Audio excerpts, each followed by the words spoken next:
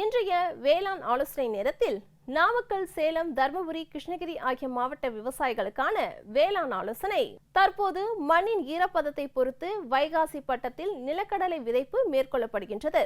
ஆகையால் விவசாயிகள் நிலக்கடலை இளம்பயிரில் வரும் கழுத்து அழுகல் நோயை கட்டுப்படுத்த ட்ரைகோடெர்மா விரிடி என்ற உயிர் பூஞ்சான கொல்லி 4 கிராம் 1 கிலோ விதைக்கு என்ற அளவில் விதை நேர்த்தி செய்து விதைக்க வேண்டும். மேலும் விதைத்தவுடன் மண்ணின் மேற்பரப்பில் ட்ரைகோடெர்மா விரிடி 1 கிலோ மற்றும் 10 கிலோ மக்கிய சாணத்துடன் கலந்து தூவ வேண்டும். தற்போது பெய்துள்ள மழை நீரை பயன்படுத்தி தென்னை மரத்திற்கு உரமிடும் விவசாயிகள் மரம் ஒன்றிற்கு 1 கிலோ தென்னை நுண்ணூட்ட கலவையை தொழு உரத்துடன் கலந்து இடுவதால் குரும்பை உதிர்வது தடுக்கப்பட்டு அதிக மகசூல் பெற முடியும். மரவள்ளியில் வெள்ளை சுருள் ஈ அறிகுறிகள் தென்படுகின்றது. இலைகள் மஞ்சள் நிறமாக மாறிவிடும். செடியின் கீழ்ப்பாக்கத்தில் உள்ள இலைகளில் கரும் பூஞ்சானம் காணப்படும்.